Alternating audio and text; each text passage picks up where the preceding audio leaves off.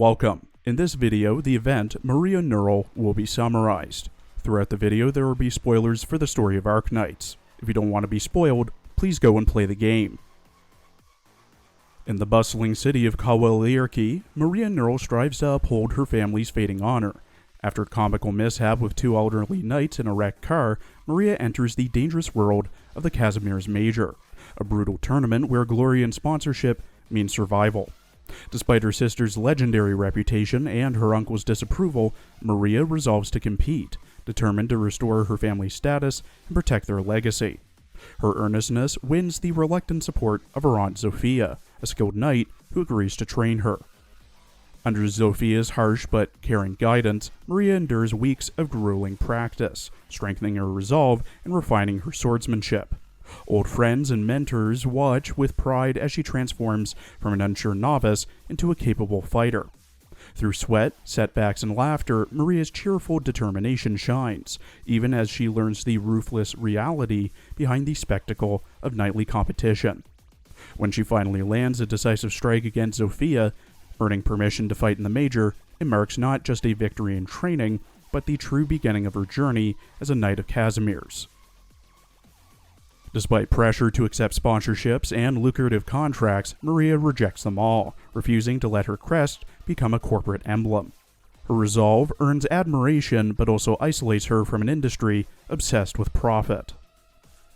Facing the infamous brass rust Ulmer Ingra, Maria fights with everything she has.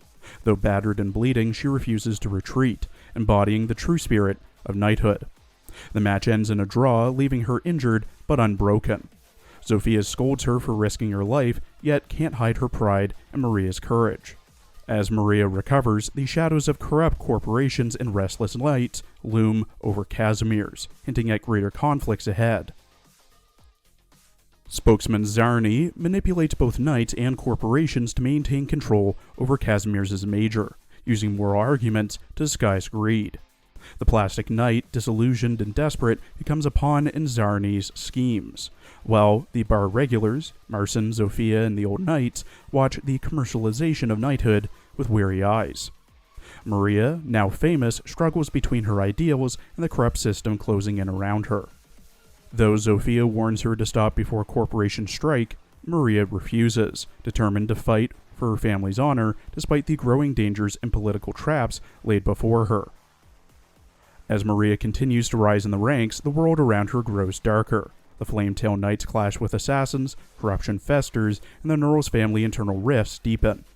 Her uncle Mlynar, consumed by corporate servitude, confronts her with bitter cynicism, condemning both her idealism and Margaret's legacy. Yet, even under his scorn, Maria stands firm, unwilling to surrender her resolve. The once proud Nearl name trembles under the weight of politics and pride, but Maria's conviction burns on. Maria faces the left-handed knight Titus Topola in a grueling battle that pushes her to her physical and emotional limits. Despite being battered and near collapsing, she refuses to yield, drawing strength from her sister Margaret's memory and her own conviction. As the crowd cheers, Maria channels her arts to disorient her opponent and turns the fight around, defying every expectation. Even the cynical spokesman Zarni acknowledges the shift, knowing Titus's arrogance will be his downfall. With precision and courage, Maria parries his final attack and strikes back, securing an impossible victory that stuns the entire arena. As the audience roars, Maria raises her sword in triumph, though pain and doubt gnaw at her heart. Zofia rushes to her side, proud yet worried, while Mlynar dismisses her accomplishment as reckless idealism. The city buzzes with talk of miracles and money, but the meaning of knighthood feels hollow amid corruption and spectacle. Elsewhere, Flametail and Ashlock hide from authorities, disillusioned by a nation where justice bends to power. Still, they resolve to keep fighting for what little honor remains. In the grand arena of Casimir's, Maria faces defeat at the hand of two corrupted Sarkaz knights, her strength failing as the audience watches in tense silence.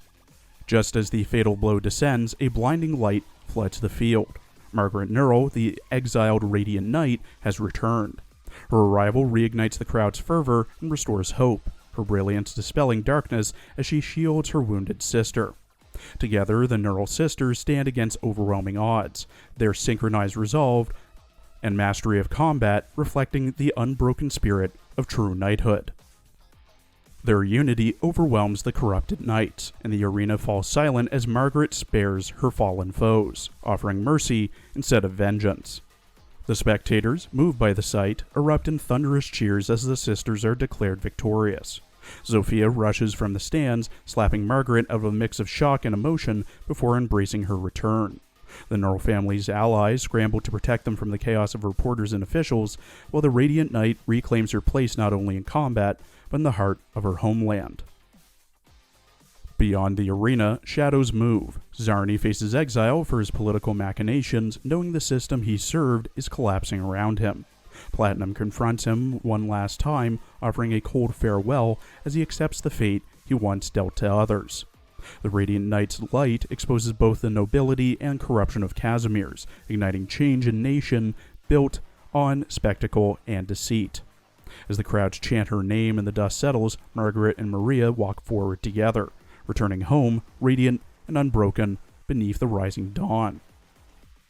Platinum reports to a mysterious superior about the rising unrest following the Radiant Knight's return, while Malowitz is abruptly forced into Czarny's old role as spokesman under the control of the General Chamber of Commerce.